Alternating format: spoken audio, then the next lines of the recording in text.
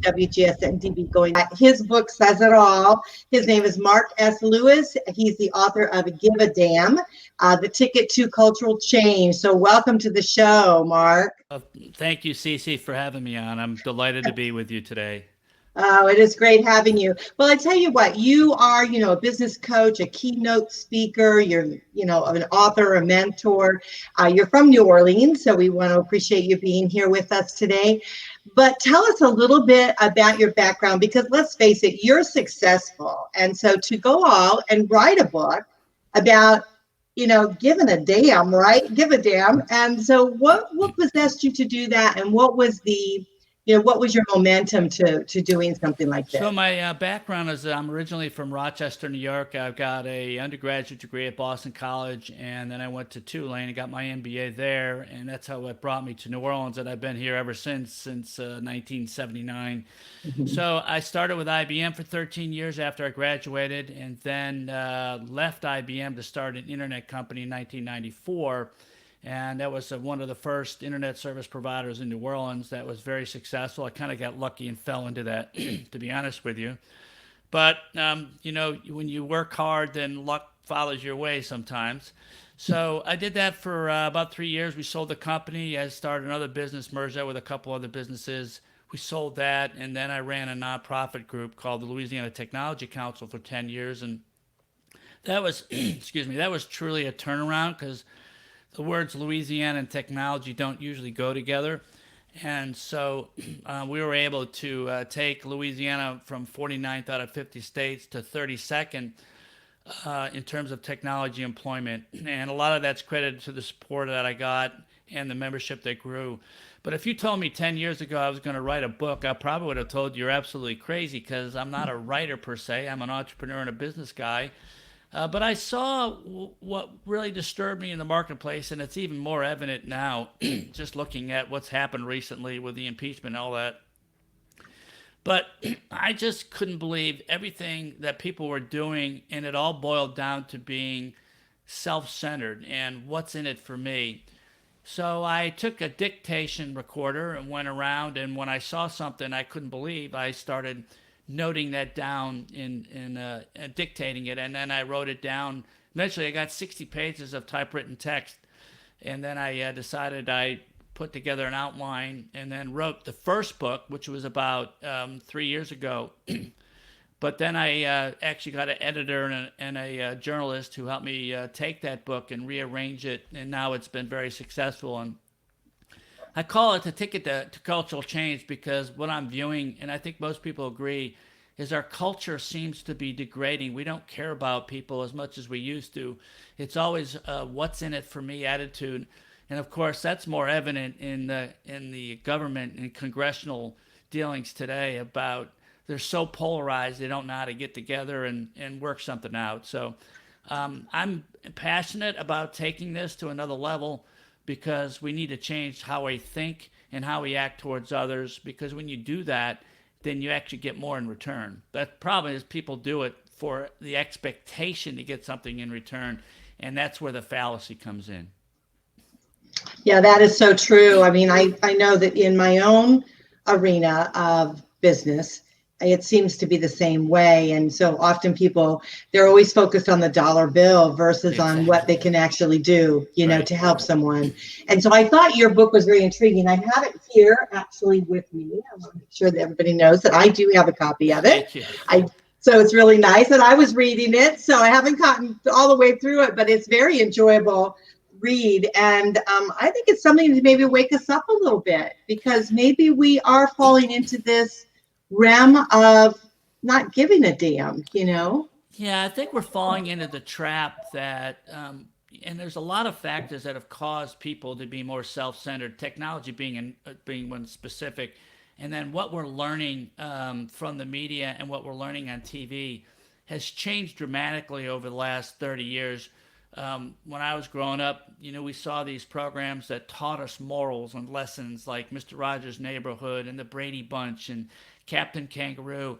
You don't see those programs on TV anymore. It's always Naked and Afraid or the Kardashians or Survivor, where there is a element of individualism. instead of working together. And so we try to do that to get ahead. And there's a lot of factors, especially with technology, because we communicate more, but we communicate in a fashion that is not face to face. And I think that face to face communication, you lose a lot of nonverbal communications. You lose a lot when you're talking to somebody via text or email.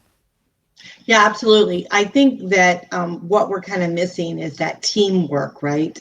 That when we grew up in an environment where we went outside and we played with our friends, or we got together and we did stuff with them. And they don't really do that now as much. They're a little bit more, self, so to speak. They're on the internet more. They're on their phones. They're on their computers, playing their games, and the social aspect of it. They're lacking that. They're not seeing that they're touching and affecting someone else. You're right, Cece. We used to go out and play kick the can or Yes, me tag too. and softball games with people, and you don't see kids doing that at all. Now they go home and you're right, they're playing those video games, and the video games are teaching them not morals and respect. They're teaching about violence. They're teaching about who to shoot whom and how you can get ahead. And that's a very terrible lesson that's being taught in the video games. And then when you think about today and the political environment, boy, there's so much criticism, there's so much condemnation. They complain. They never have the chance to work together or even want to work together. It's like kids in a sandbox and they're fighting all the time, and therefore nothing gets done. And I think the lessons that we learn can start at the top, and those lessons are very poorly done. I wouldn't want my kids to learn anything about what they're doing in Congress today, because there's no cooperation. And I'm taking a stance against that. I'm going to be coming out with some interesting ways that I think Congress can get together. I've put together this Congressional Accountability Pledge. In fact, I sent it to everybody in Congress about a month ago when I did my launch, and nobody got back to me. And the Accountability Pledge is, hey, you got to cooperate. You need to work together. You need to do the right thing. Your vote should be in the best interest of the people, and all that kind of stuff that's not getting done. Yeah, I agree with that. We learn by, a lot of us learn by what we see, right? And the behavior that's out there, we tend to reflect upon that. So whatever we see, we bring it in, we digest it, and then it ends up being kind of part of our lives. And so if we're looking at, and I don't usually do shows about the government, but if we're looking at our government, if we're looking at the media, if we're looking at some of the things that are happening on television today, and just in our surrounding areas, it doesn't give our young people someone to look up to, and so we need those. Remember when we were kids and we had those heroes, right? Right. And we watched those shows and we had someone to look up to. They weren't, it was, again, like you were saying, it was a show that was based on, really showing the morals of someone, developing someone's character, that kind of thing. And the good guy always won out. But now here we're, in an environment where there's just never, it doesn't seem to be a good guy anymore. We're just fighting and bickering. And so where are we going with that? And you're right, because the lessons that are being taught are not the lessons that we want to teach our kids. Right. And we used to get those lessons at home 40, 50 years ago, when typically there was at least one parent at home, but now the parents aren't there. So when they come home, the kids are on the video games, and there's always so much to do that there's that interaction. And then when they sit down at the dinner table, they're on their phones, right? There's not lack of that communication. Now, that's not always true with everybody, but there's a general trend that because of technology, because of government, because of a religion that's not as what it used to be, and I'm not saying people should be religious, but there's a fact in my book where when people are more religious, Ohio State put this study together, you actually live longer.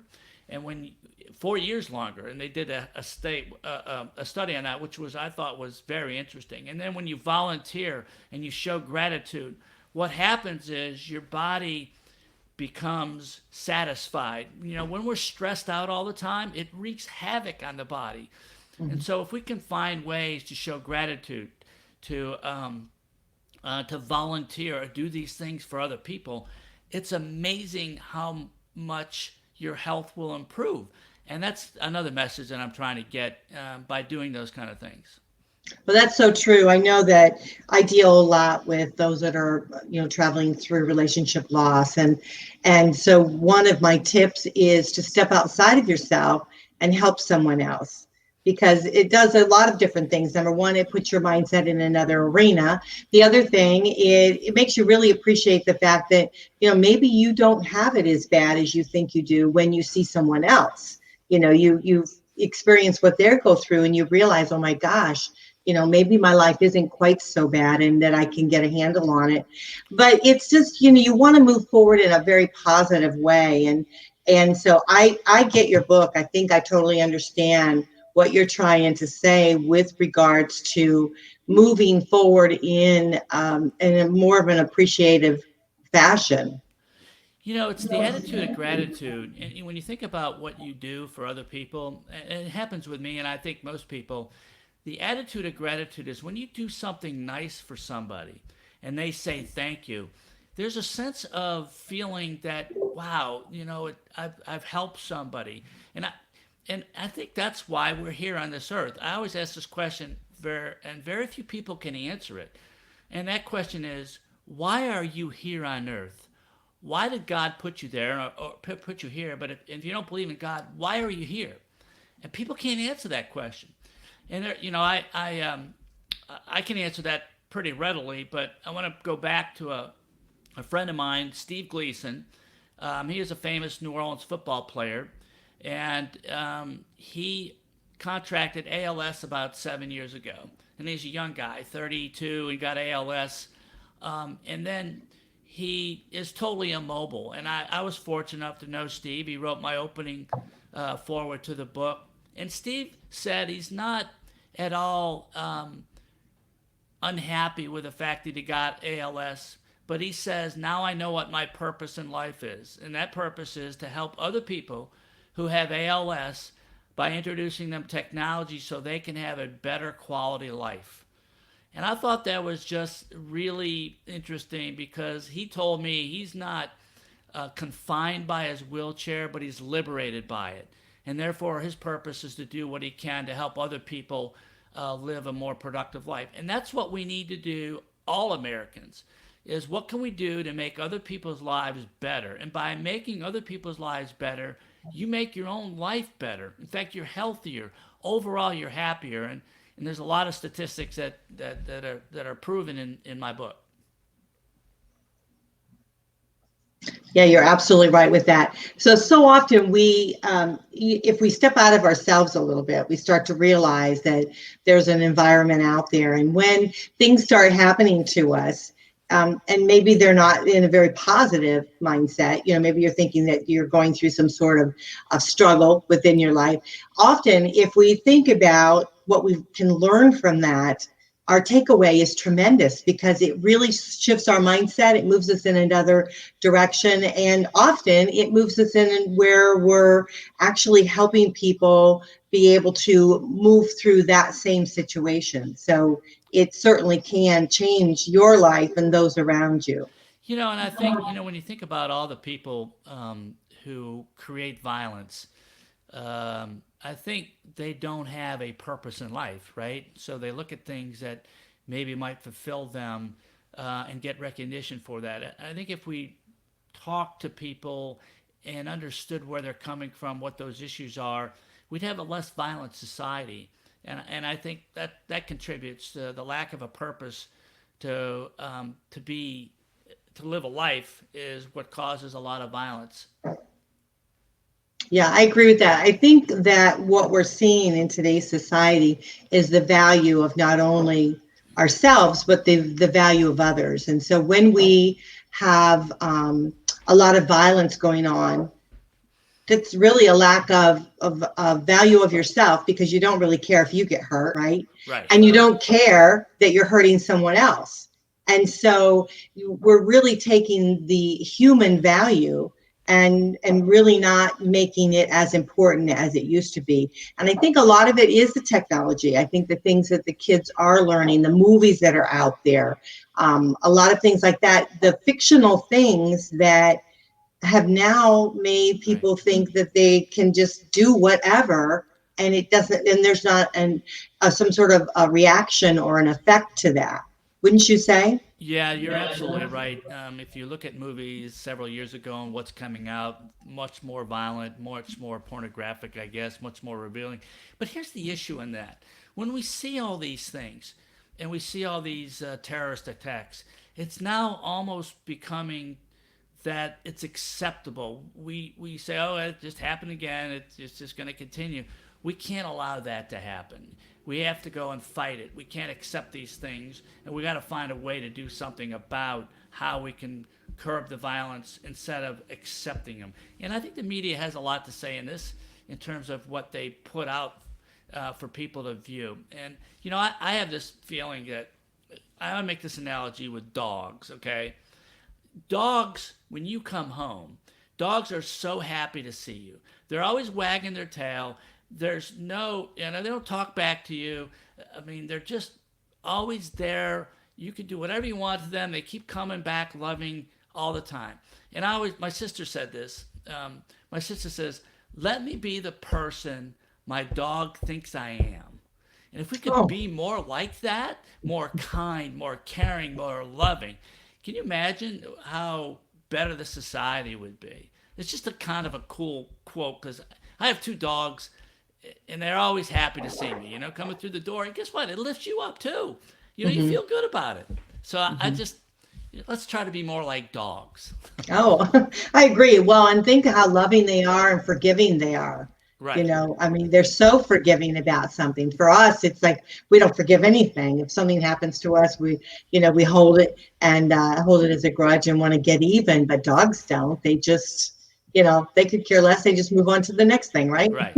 No doubt. You know, it brought up another point, CC, about, being what I call defensive. And I'm going to make a point. A lot of times when people say something, we become very defensive because we think it's directed at us. And we have to look and listen to what's being said and not take it in a way that might hurt us. And here's a perfect example. My wife, she's a teacher, and she went back to school in September. And she came home and told me that, all the husbands or the wives got everybody a welcome packet. They got flowers when they came back to school, and you didn't get me anything.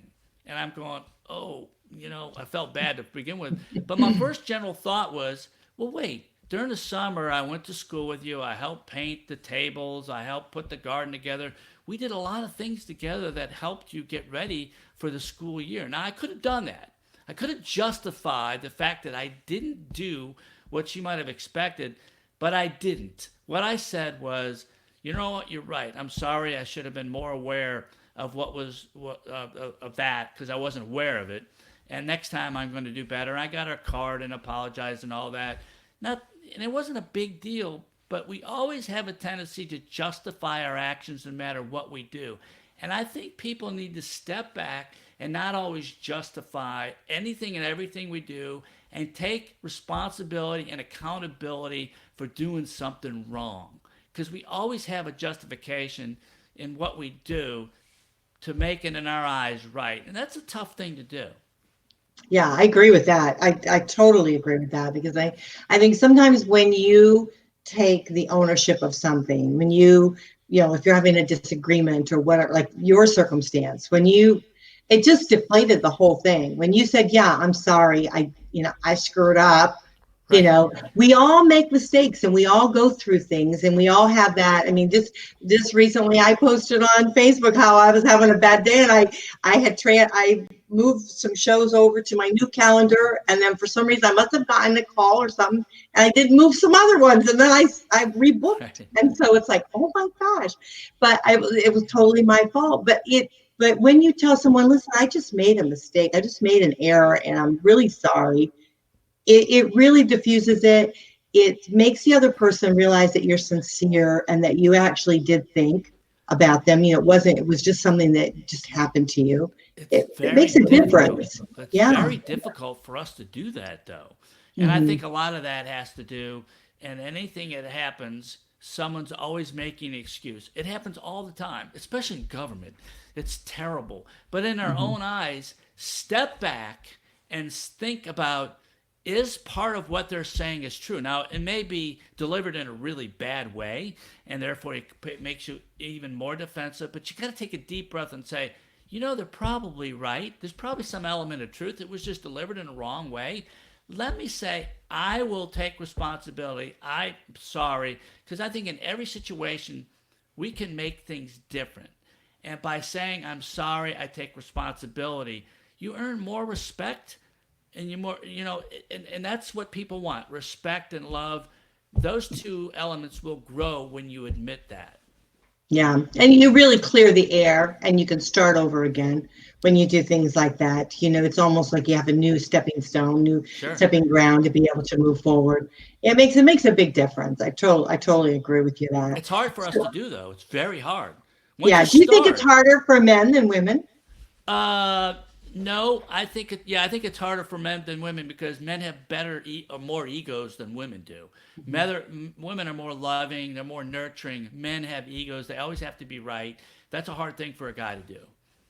It's like asking for directions. That's right. The same. I get it. I I don't get it. mind. But, It's like, look, I you got know. nothing to prove. I just want people to be happy. I just want people to work together for a common good.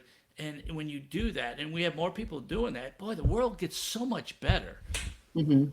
So let's take a quick break. And when we come back, let's talk about what we can do to be Okay. able to change and make our lives a little bit better, really start, giving a damn, right, about what's going on in the world. So we're going to talk about that when we come back. So we'll be just a quick breaks for our sponsors. I want you guys to know you guys are listening to WGSN-DB Going Solo Network. I am CC Schatz. We're listening to the Business Showcase and also the Author's Corner, Meet the Author. So we'll just pause for a moment for our sponsors. Thank you.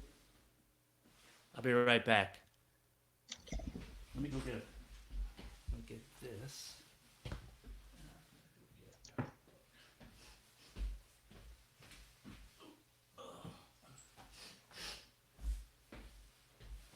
Okay, guys, we're going to bring the show back. You are listening to WGSN-DB Going Solo Network.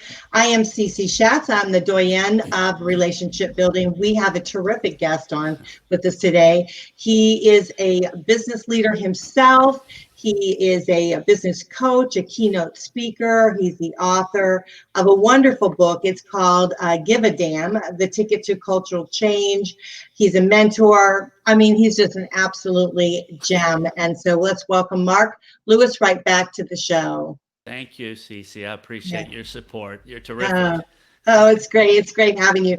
We talk a lot about the first part of the show. We talk a lot about the way our environment is, the way our mindsets have started to shift and how we're kind of going into that, not caring about other people and not really owning up to what maybe we should own up to, any faults that we might have had, any mistake that we might have done, and then being able to really move forward and not in a very good fashion. So how can we shift it? How can we shift our lives to really start caring and being more appreciative of people? Well, the hardest thing for us to do is to try to be more aware of what you're doing. And you have to take it at a very one step at a time.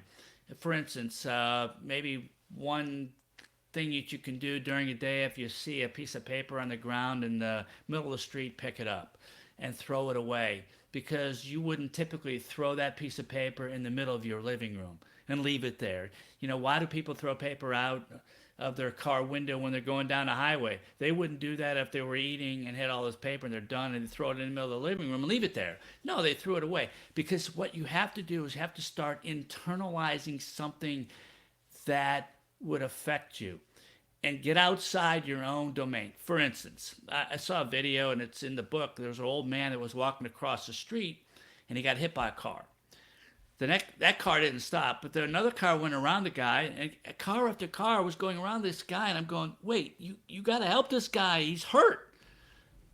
And after about 60 seconds, which felt like an hour when you're watching this video and nobody helping him, someone stopped. But if you were in that car and it was your grandfather, what would you do? You would get out immediately to help them, because now you can internalize something that affects you. We have to start internalizing things that affect us and then do something about it for the good of that person. So you got to look at that way. Would you do the same thing to your, I always watch one of the things in my book, I go, what would you do if you always knew your mom was watching you, or a mentor was watching you, or or God was watching you? What would you do? You'd probably act a little differently, because now you don't want to disappoint your mom or a mentor. So there's awareness, and then asking this question: what would you do if mom was watching? Over time, it'll have an effect on you. Now you can internalize something that's outside your domain that can help other people. Wow, that is very good advice, and it's so true. And I know that I had at one time, just to share a story with you, years ago, there was a car accident, and I stopped immediately, and the car started on fire, and I pulled the guy out of the car. I don't know how I did it, but I managed to get the door open, get the guy out, move him away from the car and everything. And then, of course, the ambulance and fire department came and all that kind of stuff. And some other person was there about the same time I was there, didn't help me, and turned to me when I was all done, and I had blood all over me, and I was a mess. And he turned to me and he said, "Wow, I can't believe you did that. I hope you don't get sued." And I'm thinking to myself, wow. I just saved this guy's life, Yeah, I we're didn't even dealing think with about it. the legal system in that regard, because now people, the legal system has been so polarized with all these ads you see on TV, and they're all looking to get a big payday. So if something goes wrong and you help somebody, the intention is good, but I think there's more laws that are helping prevent this. But the intention is good. If something bad goes, you shouldn't be sued because of it. But that's the problem. Yeah. The legal system is taking and flipping stuff around, that if I do help somebody and it doesn't go well, then I might get sued, and therefore I can't take that step to do it. And that's a huge problem. That's a very big problem. And you're seeing it more and more. People are not pitching in, not helping, because they're worried about what's going to happen in the future because of doing that. And so, I wanted to bring that up, because I was, when that guy said that to me, I was just totally shocked, because it never even crossed my mind. Only thing crossed my mind was getting that guy out of that burning car and saving him. I mean, it's the only thing I just couldn't imagine, Well, let me put it this way. If that guy had approached and it was his dad, what would he do? He would have been immediately and gone to help him out, right? But you have this internal mechanism that you've learned that a lot of people don't, that I'm going to do the right thing to do in this case is to help the guy, right? Yeah. All the maybe potential things that are very minimal in risk, you absolutely do the right thing. We have to ask ourselves, what's the right thing for me to do in this situation? And you got to act on it quickly. And you did by helping the guy. You saved the guy's life. Yeah, he actually did he thanked me. They found me and he thanked me afterwards, but for doing it. So I didn't get sued, and he was okay. And it was a good, happy ending. But here's the reality, is that we really do, as individuals, we must step outside of ourselves and stop worrying about what that type of negative consequence is going to be, because what kind of world and society are we going to have if we don't, do the right thing? If we don't, we should be able to put our head on the pillow at night and say, we have done the best we can do in this world today. Right? You're absolutely right on this. And most people know what the right thing is and what they should do. Most people act and do the wrong thing because they can justify it in their mind as being right. Now you think about this. I'm going down the highway and I've finished my bag and I'm going to throw it out the window. Oh, and the justification behind that is, oh, it's only a piece of paper. Someone else will pick it up. So therefore they do it. But they wouldn't do it in the middle of their living room, right? They wouldn't throw it there. So that's what I mean by they try to justify in their mind is it being okay or right, even though it's totally wrong. You can't do that. I see. We have to start internalizing the right thing and thinking about it. It's hard. Believe me, it's hard. Sometimes I have the same issues. That's why I wear this wristband. It's give a damn. And sometimes I have to remind myself, and I think I sent you one too, and I put it on my wrist, right? Because I have to be reminded on a continual basis. It's hard because we're so ingrained, and me being older, I've got habits, right? Habits are hard to break when we get older. That's why the biggest thing that I want to do as I continue to write this book is I'm going to have a book that's called Give a Hoot, and it's for kids. And we ought to learn for kids from kindergarten to fourth grade of what it means to have morals, respect, gratitude, thanking, excuse me, all those things that they're not necessarily getting at the elementary level. And if they are, it's not getting through. Because my wife's a teacher, so they're doing this. I said, well, they're probably doing it when they're 13 or 14. We got to get it way early when they're doing it. Some schools are, most public schools are probably not. God, we got to have a course that says, give a hoot, and it's every year, and they teach it just like English and math. And then I think we got to start early so they get it. That's my goal. Okay, and then you need to have another one for the teenagers because I think it needs to be reinforced again as they move forward. But I agree with you. I mean, I went out to dinner with my family this last night, and actually, my little grandson, he didn't like his brownie, right? And so he goes, and my granddaughter, she ordered cake.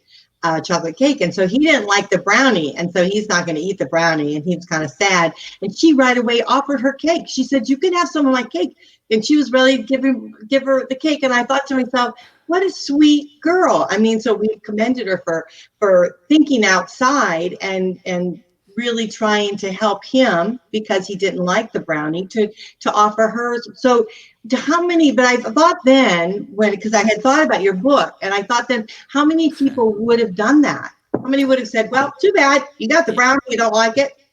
Yeah, and it's about sharing and caring, and that was taught. I mean, that's a great trend. Now, think about this. Think about what effect that had on the little boy and what effect it had on her. She felt good that she did something for somebody, and he felt great that he got something in return, even though he didn't like the brownie. Everybody wins. Right. That's the point. We have to quit thinking that only one side's going to win and the other side's going to lose. That's what they teach on TV. There's always winners, one winner, and everybody else losers. No, we have to work together, and everybody wins. People need to think that. That's how it happens. That's how it works, and everybody gets happier. Yeah, that's a very good point, and that's very true. So what can we do just to close out the show here, give you a few more minutes in which to speak, but what can we do to really shift that, really, I mean, and create a difference in our lives and in difference in other people's lives? Any other further suggestions you can give us? Well, Cece, I talked about this already. Just be aware. Just understand that why you're here. What are you here for? And then, if you want to learn more about it, you can get this book. And I'm very passionate about this. I want other people to understand that they need to take what I call the American Accountability Pledge. Go to giveadamnbook.com and take that pledge. It says, I'm going to care about others. I'm going to do all the right things. And when you take that pledge, you'll start reminding yourself over time. And it'll hit you. Your mind will get it. And then it'll get it again, and then everybody wins. We have to be constantly reminded. There's a lot of examples in the book of what you can do.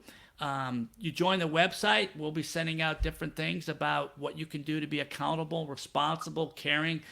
There's a lot of things that we can help to get the society. And if we do it one person at a time, 1, 2, 3, we get up to 1 million young kids, they get it, then I think society improves. One thing we got to do is change how government acts towards each other too, and that's my next initiative. Yeah, you're so right with that. Well, I think we can start with us being adults, Yes. and hopefully, acting that way and being more responsible and more caring and more giving and be appreciative of other people. So I totally agree with that. Listen, everyone, I want to make sure that we get the information to you. It's the website is called giveadamnbook.com. So it's just exactly how it spells, giveadamnbook.com. And then, of course, his email, if you guys want to email him, it's mlewis@giveadamnbook.com. That's MLEWIS @GIVEADAMNBOOK.com. So, Lewis, this has been a great show. I think it's going to change lives. I really do. I feel people, if they'll step back and think to themselves, gee, would my mom want me to do this? Right. That's a big question. We have to set the example for people by doing this over and over and over again. And, when you do that, people like to be around people who are positive and setting examples of good. And that's the key. We got to get more of those kind. You and I are there. More people need to be there. Yeah, absolutely. So start it. right now and get the book. So, and go on the website and get more information, giveadamnbook.com, and then sign up and take your pledge. You guys do it. Step out, take a pledge, and teach your kids to do the same thing. Have them sign up and take a pledge, and let's all work together on making this world a better place.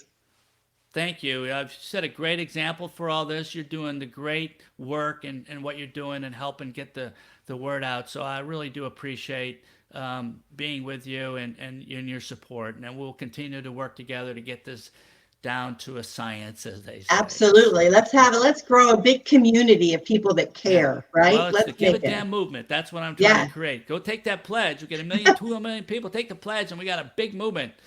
Okay. Well, I'll be there. You guys come join me. So that'll be a lot of fun. I totally agree with that. And it's a great book. So you guys get it. It's, it's right there. We can get it on Amazon, right? Yeah, get it on Amazon. If you send me an email, if you want multiple books to give out as gifts, I'll send them to you. I'll sign them all too. If you get it on Amazon, I can't sign it unless I see you. So if you send me an email and you want a book, I'll mail it to you. Yeah, I agree with that. So you guys, it's a great book. It's a great, we got the holiday time right here. It's a nice book to give someone. And you know what? If you've missed the Christmas rush, get it and give it as a New Year's present, because I think, why not change their lives for the New Year's, right? Changing people's lives for the better. And I think people live longer for you. Thank you, Cece. You've been terrific. Yeah, definitely. Well, listen, we're going to have to close out the show. This has been a delight. I absolutely enjoyed it. You guys, I hope you enjoyed it as much as I did. You're listening to WGSN-DB Going Solo Network. We have showcased the business showcase right here, and also the author's corner. Meet the author. What a great author we had here today, Mark S. Lewis. And of course, again, his book is right here. Give a Damn. It's a wonderful book. It's the ticket to cultural change. Let's make a change. Let's make a change in our lives and people's lives, and most of all, our youth that are coming up, because our world's going to be a better place with them around for sure. So love y'all. Talk to you later. See you next week. Well, actually, we're going to miss next week. The week after, we're going to start the new year off. So I will talk to you then. Bye for now. Thank you.